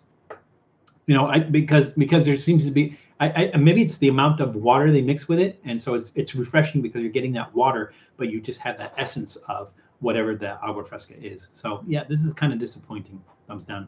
So I've never had tamarind. They make candy with it, right? Yes, they do. Usually the tamarind candy, like certainly the Mexicans make the tamarind candy, and they usually put chili on it. But it is used for candy a lot. And then some places just sell the tamarind, like the tamarind paste. So it comes in a pod. You just open the pod up, and there's like little seeds in there, and you just, have at it. But in general, it's pretty good. Like wet dog feet, maybe a little like wet dog feet. I think it sounds better. It sounds more so than Fritos. When I was in high school, one of my teachers said Fritos smell like dog paws, and I never forgot that. I'm going to have to get a bag of Fritos and then compare that with Doodle. Stick to lemon lime fizzy water. Yeah, that's pretty good too, Icefish. Welcome, Icefish. Kind of snuck in. It's always funny because when somebody comes into the room and then they're like their first comment in there, and I'm responding to their comment, but I'm not acknowledging that the fact that they came into the room. So welcome, Icefish, and everybody, please give Icefish a warm and hearty Trippy Food welcome. My fancy just came home with subs and soup. I was getting hungry watching you all eat the snacks. He said, hi, Brian Smith. He's watching me. Yeah, we miss Brian Smith. He hasn't been on the live streams in a long time. But I assume he's watching with you, and that's fine with me, too. What kind of sub? No, seriously, I'm curious. What kind of sub? The aroma can be a bit surprising. Yeah, I agree there. Interesting fact, the smell comes from a certain species of bacteria, perfectly harmless, but it smells like wet Fritos to most people. Some dogs are born with it. Oh, okay. I don't really think. I mean, there's the smell of a whole wet dog. I don't know that Doodle's paws smell like that. But I'll have to go back and smell his paws. All right. So the question was, what is the main ingredient in Beyond Meat burgers? And the answer was viscosity. No, that was the answer. Something else. That was a question I answered. So J.R. Caldoun says pea protein. The Cassandra said pea protein. Pudding Power says horse meat. Snackhead Cowboy says beetroot. Old guy in Colorado says kumquats. I would be disappointed if he didn't. And the correct answer is, in fact, pea protein. But I would have expected just peas. Peas would have been fine, too. That is, pea protein is the main ingredient in Beyond Meat burgers.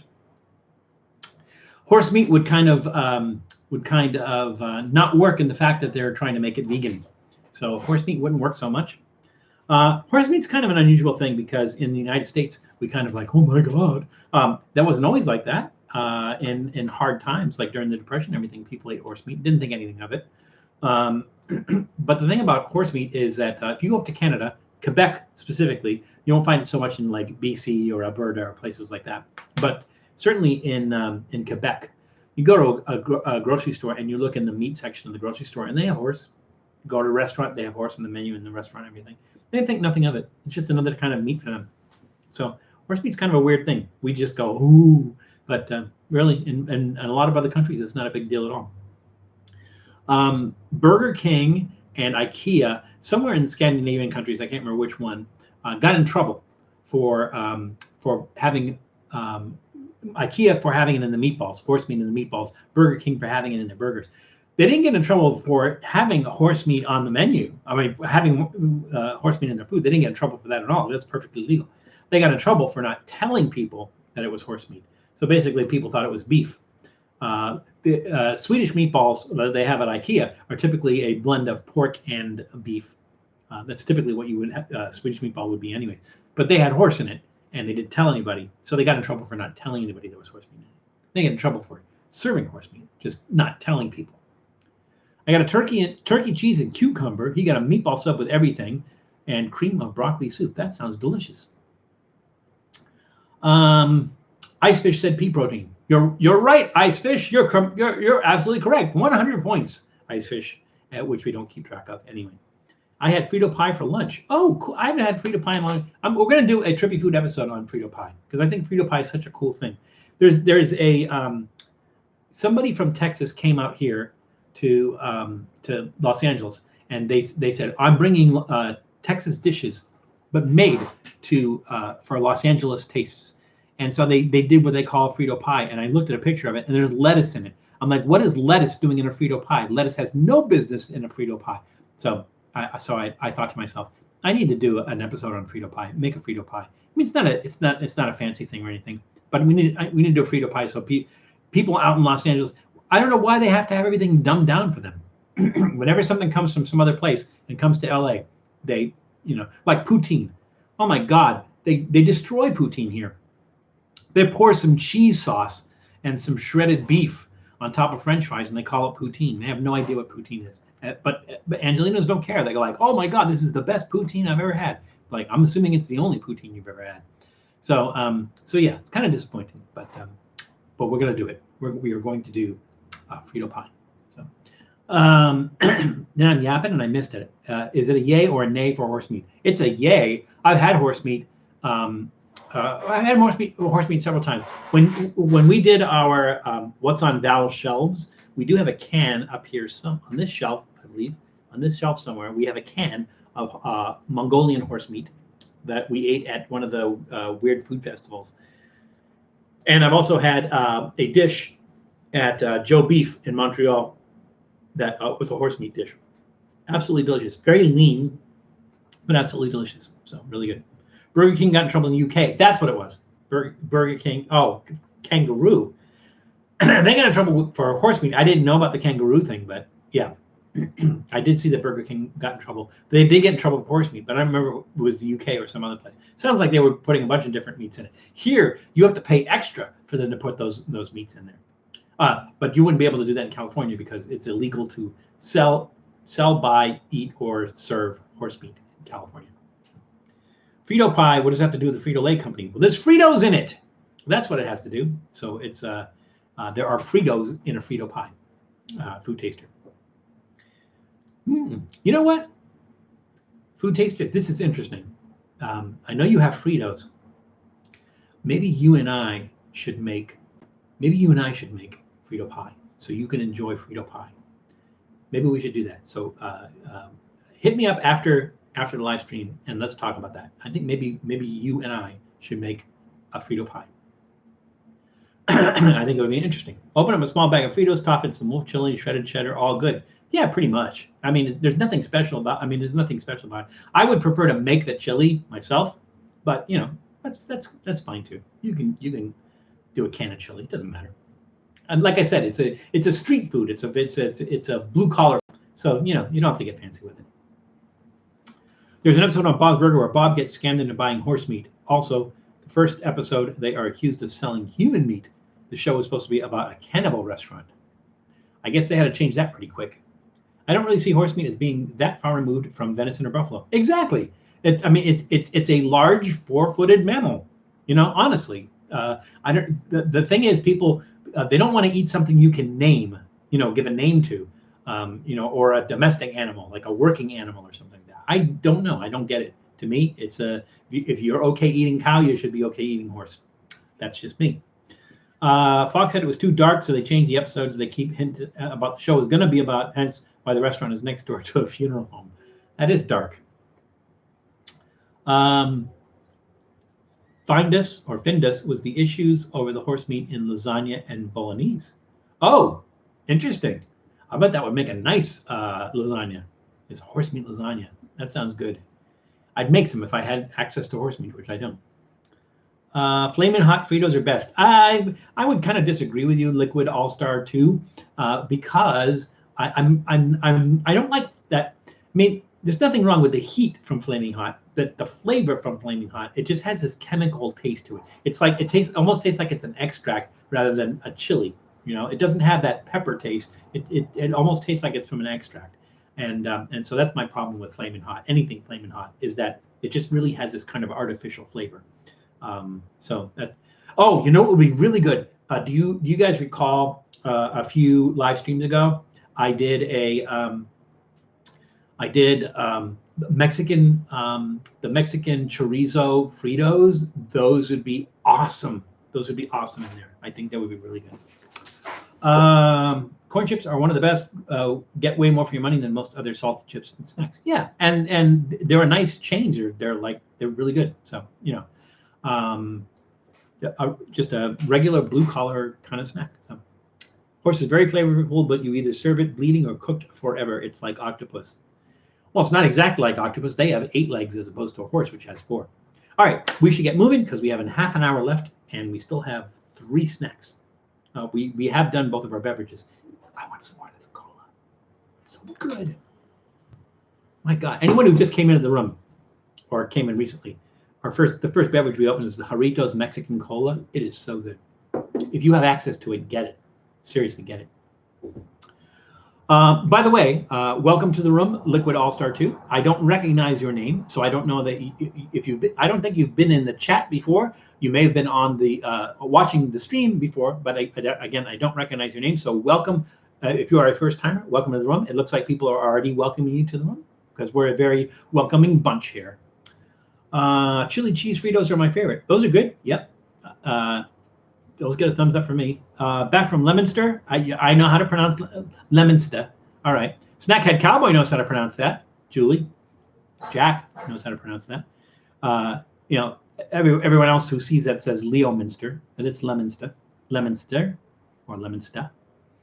Get ready to head to Brookline to get sushi at Fugaku.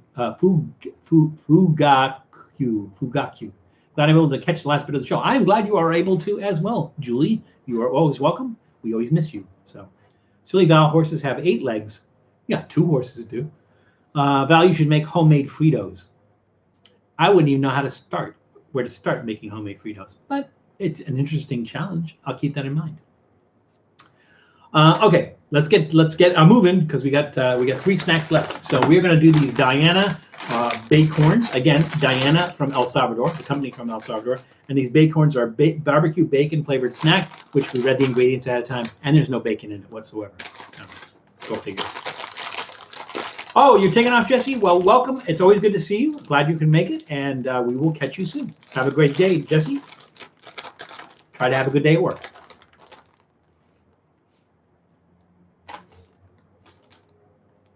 Smells like corn. There's a little bit of barbecue sauce smell there. There are little puffs. Very light puffs. Like a rice puff, maybe, except they're made from corn.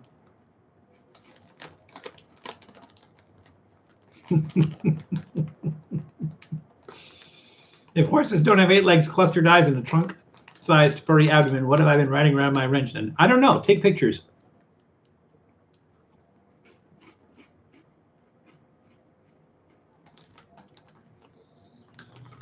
No bacon flavor whatsoever. None. Absolutely none. There's a little bit of that, that kind of like almost sour bacon fat taste. A little bit, but not like bacon. Just like that sourness that you get from that. You taste some barbecue sauce, but it's really subtle. Mostly what you taste is corn and salt. They're light, they're crunchy, they're powdery. All right. They're not horrible, but they're going to get a thumbs down from me. And the reason they're going to get a thumbs down from me is they're called Bacorns, barbecue bacon flavored snack, and there's no bacon. So thumbs down on that. Sorry, Diana. Sorry, but you blew that. You know what? It just occurred to me. I didn't ask a question. You guys gotta keep me honest. I didn't ask a question before we tried the Diana Bacorns. All right. Well, we're gonna open up another snack. So this time I'll ask a question. And the question is, I have a feeling this is going to be easy, but well, we'll see. What animal is responsible for the production of Kopi Luak? Again, the question is, what animal is responsible for the production of Kopi Luak? That goes on whatever burner I can reach. I'm not even going to turn the burner's still hot, still warm, so I'm not even going to turn it on. Homemade Fritos recipe is on Google, Brother Val. Oh, okay. Well, I will check that out. And if it's not crazy, then why not? Why not try it? I have a feeling they won't be as good. Well, it's not that they won't be as good. They might be better, but they're not. But I think the thing is, you want to try for that same Fritos flavor. And I don't know if you make it yourself, you're gonna achieve that. And so, like I said, even if it tastes better, you might think it doesn't taste better only because you're expecting it to taste like Fritos, and it's probably not going to. I don't see how you're going to get that. I mean, you have to have the exact, exact amounts of everything and cook it the exact same way. So I don't know. It's still an interesting challenge, and I still might actually do that. But I kind of have I kind of don't know that it's going to taste exactly like Fritos. Maybe taste better, maybe not as good. I don't know. It's really gotta ask to now. Gotta ask to now what? Gotta ask to now. What did I miss something, JR? Something got lost in the translation. There was a question. Gotta ask to now. I wasn't sure what that was. Let's see. Okay, people are still talking. So I asked the question. Let's open our fourth snack. Again, the company is Mayte. I think that's how that's pronounced. There's the little accent over the E. So I think it's Mayte. And these are plantain. They say plantains. Plantain is good enough. Plantain chips. We've had plantain chips before. It's like a large banana type of banana. And these are plantain chips, but these are chili and lemon flavor. There's a picture of a lime, but in Latin American countries they call that a lemon. I think it's like they call a lime a limon, and they call a lemon limon amarillo, yellow lemon. Now, did I say that right? Yeah, yellow lemon, or this is just lemon, but it's actually a lime. And then they also have another citrus fruit called lime, but it's something completely different. So I don't get it, but I don't pretend to. I'm pretty sure this is supposed to be lime.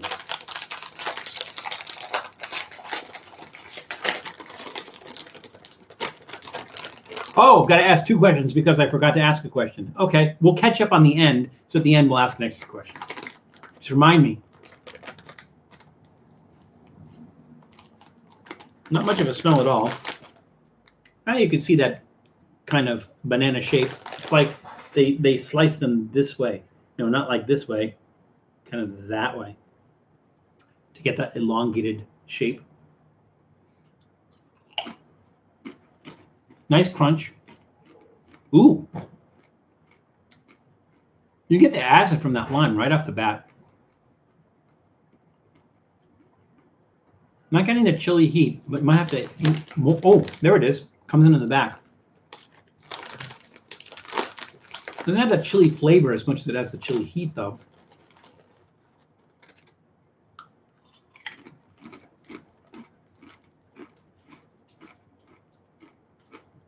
Sometimes, if you get fried plantains, like bags of them, they put like a honey or something where there's kind of a glaze on them. It's Doodle! Doodle in the room! Yay, Doodle! Come on up here. Come on. You can do it. Come on. Come on up. Come on up. Come on up. There you go. It's Doodle, everybody. We promised he'd be here. It's Doodle. Hey, Doodle. How you doing, Doodle? Look, it's your adoring public. Look. Look, over there. No, that's you. You're licking your mouth. You want a snack? I have the snack.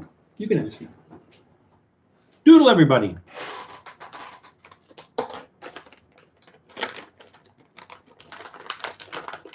Let's see if he does. He likes to grab that and just run into the other room. Oh, wait. There's a bag of his snacks there. He must have gone in the kitchen, grabbed his snack, and brought it out here. But that's okay because I have a snack. Oh, my God. I wanted to die of terminal cuteness. He was just sitting like this. Gonna eat that? It's your snack, Doodle. It's Doodle time! You're absolutely right, J.R. Caldoon. It is Doodle time. We recently adopted a 13-year-old Chihuahua pug last week. Oh, wow. The thing about Chihuahuas is that they're the longest living dogs. So they say they live up to 20 years. So it sounds like you got a few years, a few good years with him still, or her still. So I'm sorry, the plantains. Got to rate the plantains. They're nice. I like these. It's a little bit of a departure from the regular plantains. Again, it doesn't have that kind of glaze on them, which is it's almost a powdery. The chili isn't overpowering. It does have like a subtle burn to it. Maybe not a lot of chili flavor, but it's okay. And just enough lime that's not crazy. So some things that have like lime and chili on it, all you get is that citric acid that's just kind of overpowering and everything. This is now. Well, it's getting a thumbs up from me. Again, Mayte from Mayte from Colombia. So yeah, big thumbs up on those. Now, let's go back. When fresh, they're hot and lovely. I think you're talking about the plantain, the fried plantains. Yeah, I absolutely agree. So one of the Cuban places here that everybody knows about in Southern California, in the Los Angeles area, and I think they've stretched out now. They're in Orange County. Is Portos, which is kind of Cuban. Their big thing is being a bakery. They're famous for their cakes, but they do have a lot of good Cuban food. And when they make the fried plantain, dude, where are you going? Oh well. When they make the fried plantains, they slice them lengthwise, so you end up with this like kind of long curled. It's very thin, long and curled, so it has the texture of potato chips. Maybe like a little bit chewier than a potato chip, but that same thickness of potato chip, and then just kind of like a single slice is the same size as the plantain or the banana. So those are really good. But yeah, and again, ice fish. They make them fresh there, so they not like you don't get a basket of it, but maybe you get like 10 of them or something put on top of your sandwich or something when you order your medianoche or your cubano. So the question was, what animal is responsible for the production of Kopi Luak? And the answers were, I see that thing about 8 legs, clustered eyes, and trunk size, furry abdomen, and I was thinking that was an answer to the question, but that was basically talking about your octohorse. Janice Yamanaka says civet. The Cassandra says civet. Let's see. Tom says the rare Kumquaticus. Kumquaticus. That wasn't that a movie about a gladiator? I think that was it. I think that was the answer to the question. The correct answer is yes. It is a palm civet. A palm civet is an animal. And for those who don't know what Kopi Luak is coffee. And the story behind Kopi Luak is in the Indonesian coffee plantations, the plantation workers were not allowed to take the good coffee from the trees. They weren't allowed to pick the good coffee, take the good coffee home. They weren't allowed to do that. So what they would do is they would walk along in the plantation and they would see where this palm civet, the palm civet loves the taste of the coffee cherries, which is the fruit that covers the coffee bean. Loves the taste of that, so he just eats them. And what happens is it goes through the animal's digestive system. The enzymes in the animal's digestive system neutralize the acid in the coffee bean, and then he just poops out the coffee beans, usually in clumps of the coffee beans altogether. Well, the workers in the Indonesian coffee plantations would see these clumps of recycled coffee beans and go, well, they'll certainly let us take that home. They don't want that, so they would take them home. They would clean it. They would roast them. They would grind up and make coffee, and they found that it was superior to the coffee that they made with the coffee beans that they pulled off the plants. Well, naturally, the coffee plantation owners found out about this and said, "Oh, well, it's better coffee. Okay, from now on, you can't take that. You can take the coffee beans off the tree, but you can't take that." And what they did was they actually put palm civets in cages and fed them coffee cherries. And just sort of like a chicken in a cage laying eggs. This was palm civets in cages laying coffee beans, and so yeah, that's the palm civet is responsible for the production of Kopi Luak. Kopi Luak is very expensive. It's probably like if you buy it by the pound, it's probably close to $200 a pound for a pound of the beans. I have tried Kopi Luak before, and I would tell you that it's probably it will be the best cup of coffee you will ever have in your life. It is so smooth, so mellow, so much coffee flavor and everything. So if you have a chance to try it, I recommend it. But don't spend $50 a cup for it. So go in with a bunch of people, buy a pound online, grind the beans, get a use distilled water, use a clean coffee machine. Don't use paper cups. Don't wash the cups with soap, and have at it. And you will enjoy it. You will enjoy it. Make it stretch. Use it for a while. So I think we got it down to about $5 a cup, which is better than you can do at Starbucks. I just made chocolate peanut butter bacon brownies. That sounds really good. All those things go together so well. Chocolate, peanut butter, and bacon. They go together really well. That sounds really good. The recipe for Fritos seems incredibly simple. It only has 3 ingredients. Oh, I imagine one is corn. So basically, you're probably just making really thick, the equivalent of tortillas, really thick ones, then cutting it up and frying them, I would think, right? They're not baked. I think they are fried. Well, they're called Fritos. Of course they're fried. As I noted, it's corn chips, chili con carne, and no, but that is, you're talking about Frito pie. J.R. Caldoun. Janice Yamanaka is talking about making homemade Fritos. That's different. More cola. We have one more snack left. This is really interesting. I don't know. I don't know how to feel about this. It's really, really strange. So we are going to try. The brand is called Serpis. Again, these are from Spain. Not exactly what you would think Latin American, but they sell them in Latin American groceries. And these are lemon stuffed olives. It just sounds really, really weird. No, what's really weird is it doesn't feel like there's anything in here. That's weird. Okay, we're going to give it a shot. So let's ask a question, shall we? Yes, let's shall. The question is, what is the oldest fast food restaurant chain in the United States? Again, not burger.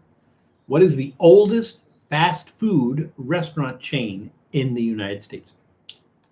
That goes on the burner. We already have three cards still on the burner. So I hope that stays warm. That's our question. Yes, just thick layer cut up and fried. Yeah, that's what it sounds like. It sounds like you're making tortillas and then you're frying them. The trick is making tortillas, or making good tortillas. It's not easy. I tried it. Trust me, it's not easy. Okay, now let's try these. Again, a little bit. Oh, there's Doodle. Hi, Doodle. You just chilling? Are you a good boy? Am I a good boy? All right. This has the little tear. There's a lot of liquid in here. I don't want this to go everywhere, but the tear is not working. So let me try this.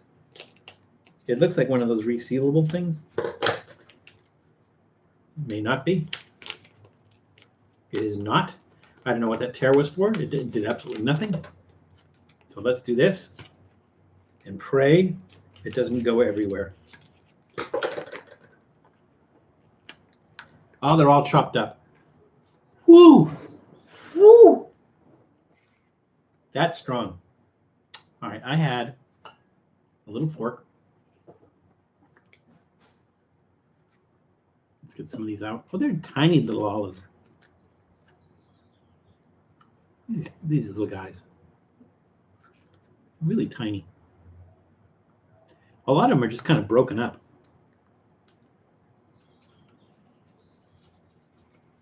So for anybody who's in Southern California, they have these at Vallarta supermarket if you want to try them.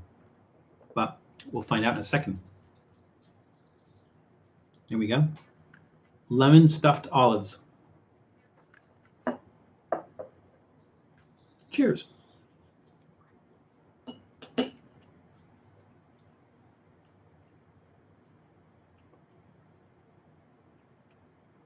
That is surprisingly not lemony.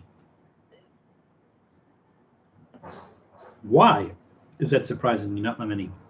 I mean, it has that weird olive oil and lemon smell.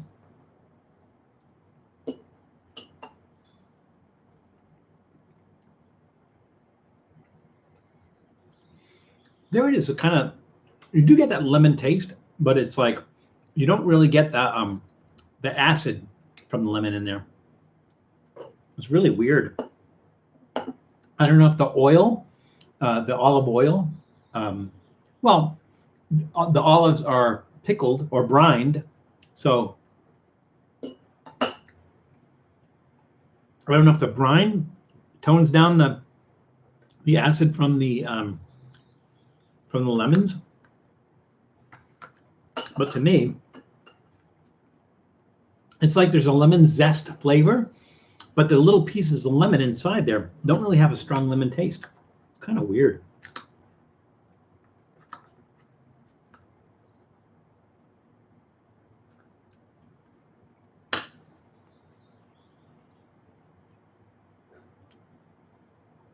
Yeah, it just has like a hint of lemon, but there's chunks of lemon in there. So I don't get that.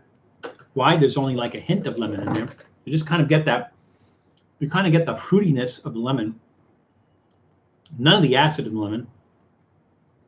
I'm pretty sure it's a salt and brine. Oh, I'm going to do something really stupid.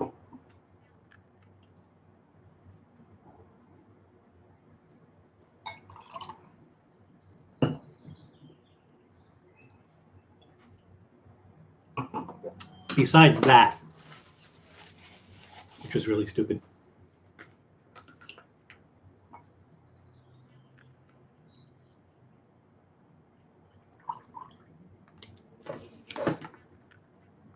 Cheers.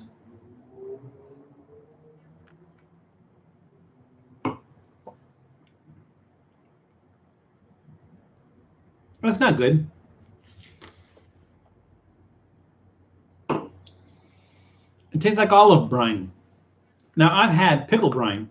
I drank shots of pickle brine, which I actually like, but this is just weird.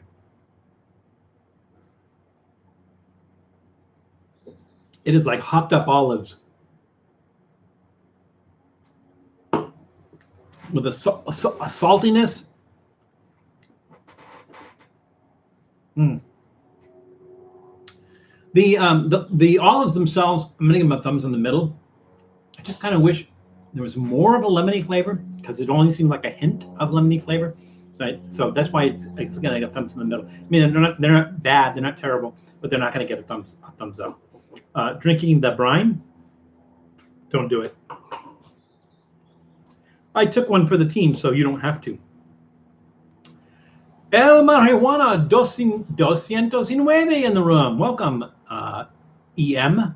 Good to have you back again. Good to see you. Does soy sauce go bad if it's not refrigerated? I don't know. Soy sauce is fermented. I wouldn't think it would go bad, but I've always refrigerated it, so I don't really know. I've had soy sauce that's been in the refrigerator for almost a year and still use it, and didn't die. So I don't know what the rule of thumb is on that. I don't know if maybe it's not supposed to, and maybe it's bad for me or something. But Doodle's trying to lick my hand, and then I have that lemon olive stuff on my hand, and he's like, "Dude, I'm not liking that." You okay? Yeah, he's okay. All righty, let's go back to our question. He's like, "You stop petting me. What's up? What's going on with that?" So yeah, it's gonna get a thumbs in the middle for me. They're not terrible, but I just kind of like I got all excited about the lemon thing, and it's like weak on lemon. So our question was, what is the oldest fast food restaurant chain in the United States? And the answers were Peter Griffin says White Castle. By the way, No Man Land. I'm welcome to the room.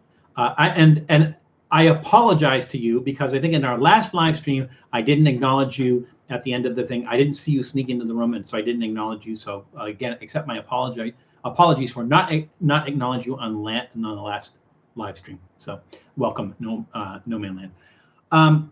No One Man Land. I'm sorry. He says Carl's Jr. The Cassandra said White Castle. Tom says Kumquat King. They sold the King Quat Burger. That sounds good. Let's see. We had that question last week. No, we didn't have that question last week. We had a similar question, but we didn't have that question. I think last week was burger, not fast food place in general. That is correct, Pudding. That's what was different. It was the oldest burger chain. This is the oldest fast food restaurant. Does soy sauce? Oh, that's okay. Let's see. Jenna says I'm changing my answer to A&W in 1919. Let's see. Did anybody else answer? And nobody else answered. But Janice, you are, of course, correct. It is A&W. A&W was founded in 1919 by Roy W. Allen and Frank Wright. So it was a chain of root beer. It was a root beer stand essentially, and it was a chain of root beer stands where you could go and get A&W root beer, and then they had some like fast food stuff options as well. But it was really a root beer stand, or a series of root beer stands. Ironically, they still have A&W stands. Not so. I haven't seen a lot of them in the United States, but I do see a lot of them in Canada. So in Canada, you usually see them at gas stations. They have an A&W as well. Food Taster, you are back. I think you can confirm that. I think you are only Canadian. Oh, the Cassandra as well. The Cassandra, they do have A&Ws like in the gas stations up there I saw them in Quebec province. I don't know if it's the same in all the other provinces, but certainly the Cassandra, you can say whether they have them in BC, and Food Taster can say whether they have them in Alberta. I don't know. But yes, it is A&W root beer stand. It's absolutely correct. Time to do something. You know what? Let's ask the question that we didn't get to ask. So here we go. Now, yeah, this one's interesting. Let's do this one, and we'll save that other one until next week. I'm outside of Chicago, and we got A&W fast food places around here. I think it's like a northern thing, so I think you'll find more of them in the north. Like for instance, I would not be surprised if in the Chicago area you had Tim Hortons, because in the northern states they do have Tim Hortons, but it doesn't come farther down than the northern states. Get a chili cheese dog and a Maxwell Street Polish. Oh, okay, cool. I have to see if they have an AW here. AW is huge in Canada, and a lot of standalones, and also every mall food court is a full fast food joint. By the way, not just a no. I agree, but its claim to fame in the early days was that it was a root beer stand where you would go to get A&W root beer. But again, it is the first fast food chain because they also had food in addition to the root beer. But the root beer was got you into the stand, and then they would sell you food too. So I knew it was popular in Canada, probably more popular in Canada than the U.S. But there we go. A&W fried white cheddar cheese curds. Yeah, again, there you go. Cheese curds. You get those in the north, not so much in the south, or in the. I don't even say the southern states, but even the states in the middle of the country, mostly in the northern states. So let's ask this question. What was the first diet soda on the market? Again, the question, what was the first diet soda on the market? That goes on our burner, which is still warm, so I'm not going to make any adjustments there. Now we're going to do something stupid. We always do something stupid. It's our trademark, doing something stupid. You got this. Let's see, let's do a Suspiro, which are those delightful strawberry flavored cookies. That took me completely by surprise. Isn't that attractive? Now let's take one of our baconless Bacorns that has no bacon in it whatsoever. We need some of our lime and chili plantain chips.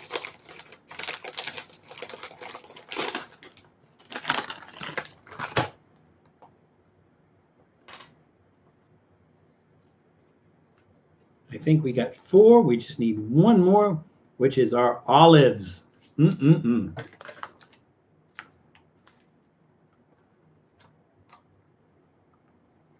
Culver's has fried cheese curds too.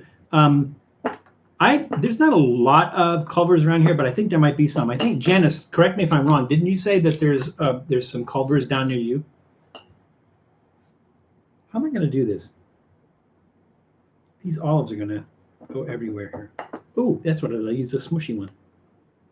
I use the smushy olive. All right. So I think we have a little of everything here. So we got our lime cookie. We have our plantains. We have our olives. We have our Suspiro. And we have our puffy little bacon. What is it? Bacorns without bacon. Cheers.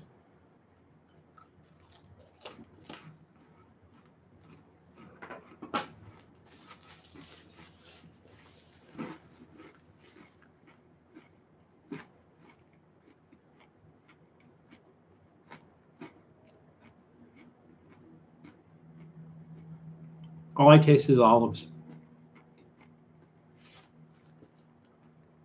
The prominent texture are the plantains. They have that crunchiness, so you can definitely tell those.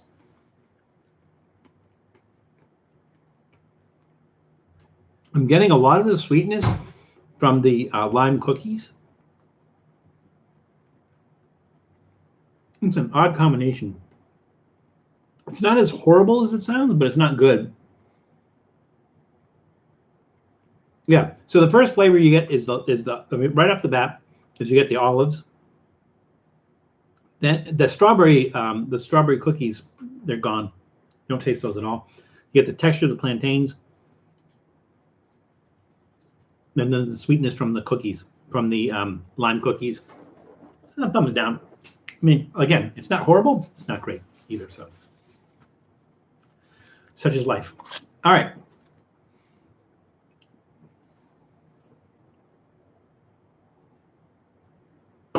Yeah, it's not good. All right, our question was, what was the first diet soda on the market? And the answers were, it wasn't A&W. Let's see. Diet Right. Janice Yamanaka says Diet Right. Let's see. J.R. Caldoun says Tab. John King says Tab. J.R. Caldoun says, I'm sorry, Tab is no longer in production. I got something for you in a second here, too. Tab was awesome. Thank you, Val. I need to get everything set for my outside live stream. Hope to see you. Oh, hey, Tom. Thank you for joining us today. Oh, we're almost at the end anyways. Thank you for joining us today. We're glad you are back. And everybody be sure to check out Tom's. Tom is doing a live stream on Old Guy in Colorado, which will be 2 hours from the end of this show. So Pacific time, it would be 5 p.m. 5 p.m. Pacific time. You can extrapolate from there. So the nearest Culver's to me is in Arizona. Oh, okay. I did not know that. I thought there was Culver's in the area somewhere, but I guess not. Never had a Tab. Just remembered it being an early diet soft drink. Was also mentioned Back to the Future. Well, I think it was a part of our trivia question too, because one of the ingredients in Tab was when they used to sweeten drinks with saccharin until they realized that saccharin caused cancer and it's bad, totally bad for you. So they don't put saccharin in drinks anymore. But that Tab was made with saccharin. John King says no cal ginger ale. Let's see. Okay, so the answers were Diet Right, Tab, and no cal ginger ale. The correct answer, John King is absolutely correct. It is no cal. No cal was developed by Hyman Kirsch. In 1952, Kirsch wanted to create a soda for diabetics and people with cardiovascular problems, so he used cyclamate. Again, something else that they don't use for sodas anymore. But back in 1952, no cal was for no calorie, not Northern California. No cal was the first diet soda on the market. So you were correct, John King. I don't know about the ginger ale, but no cal in general, you got half of it right, the important half, right? And so, John, 30 points for you, which brings your total score up to 0 because we don't keep score. So there we go. All righty. Well, we're almost at the end. I don't want to even look at these olives anymore. They're just kind of this nasty flavor. But because somebody who had mentioned Tab, really liking Tab. Oh, J.R. Caldoun said, I'm sad Tab is no longer in production. I really liked it a bunch. So this is something recent is Coca-Cola just axed Coke Energy. So if any of you have tried the Coke Energy, which is, I guess, is like a Coca-Cola's energy drink, they've stopped making it, or they're going to stop making it. I don't know what the timeline was for that, but they just made an announcement they are not going to make Coke Energy anymore. So if Coke Energy was one of your favorite drinks, buy it up now because it's going to go away. I imagine it stays on the shelf for a long period of time. There's no any real food ingredients in there. It'll probably last a while. Maybe not like decades. I think most reckless eating or LA Beast episodes I've seen where they've drank expired sodas doesn't usually end well. But as a matter of fact, old guy in Colorado, he drank a soda. It wasn't even expired, but it had gone bad. So I imagine sodas do go bad. But if you like Coke Energy, if you've had Coke Energy and you like it, I highly recommend that you go out and get it because it's going bye-bye. So that's another story I wanted to share with you guys. We talked about the cicadas. Another thing that's timely, I suppose, is Chick-fil-A. For those of you who have gone to a Chick-fil-A, for those of you who will go to a Chick-fil-A, Chick-fil-A is encountering a sauce shortage. I don't know where that comes from. Maybe because some of the ingredients in that sauce were like trying to come down the Suez Canal and everything was blocked because of that. Whatever the name of that tanker was that was blocking the Suez Canal, and maybe they couldn't get things here. So there is or was, I think this was as of last month, a sauce shortage at Chick-fil-A. So if you go to Chick-fil-A and you're used to the sauce, just don't be surprised if you go there and they don't have any, and you'll have to just do a hot sauce or something. Hey, Berkshire Bacon Lover, it has been a while. I'm glad you could make it. We haven't seen you in a while, and we're glad you can make it back. We're kind of winding things down here. We're like in the last minute, but it's never too late. Good to see you again. Thank you for joining us today. Let's see. J.R. Calhoun was saying, then they found out it didn't cause cancer because the studies used to prove it caused cancer or whack. Yeah, but it didn't come back. So it just kind of went by the wayside, and they don't do saccharin anymore, and they don't do cyclamates anymore. So. My grandpa used to drink it. A tab, I imagine we're talking. Are we talking about the Coke Energy, or are we talking about the tab that your grandpa used to drink? I've had a diet sun drop that had been sitting near a front window of a store for a long time. The sweetener it had decomposed and it was completely unsweet, super gross. You're lucky it was just unsweet and didn't have like bacteria and stuff in it. So, anyways, I have a mess here I have to clean up. Again, I will eat this can of celebrity luncheon loaf sometime when it's going to be funny and when Tom gets to experience that because he got to eat that. I thank you all once again for joining us. Because I can see by the old clock. I need to get a clock on the wall so I can say that and actually be correct. But I can see by the old clock that's not on the wall that it is time to go. But I thank you all for making us part of your Saturday afternoon / evening. Not Sunday morning because we don't have people like that far over, like in Moscow and stuff. But still, I appreciate it. It was nice to see some old faces that we haven't seen in a while. It was nice to see some new faces come in and everything. And again, it's a tight-knit community. Really love you guys and the fact that you're interactive. We come here and we're able to do something that's fun, that's entertaining, that the whole family can watch. And yeah, it's the high point of my week. I hope it's not the high point of your week, but I hope that you enjoy it. And I'm glad you can. I am going to just kind of run down, though, the featured channels that, in addition to telling other people that you know, and again, only if you think that they're going to like this channel, but have people subscribe, have people watch the videos, like the videos, and be honest, leave a comment too.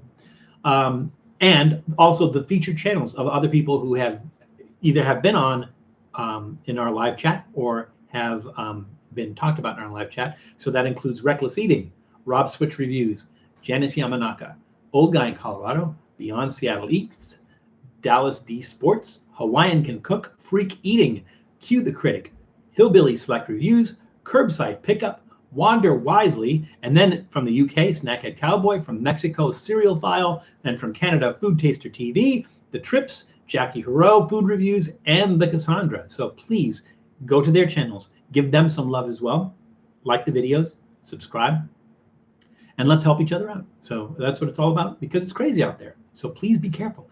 Please take care of yourselves. Please take care of others, and we'll see you soon. Bye, everybody.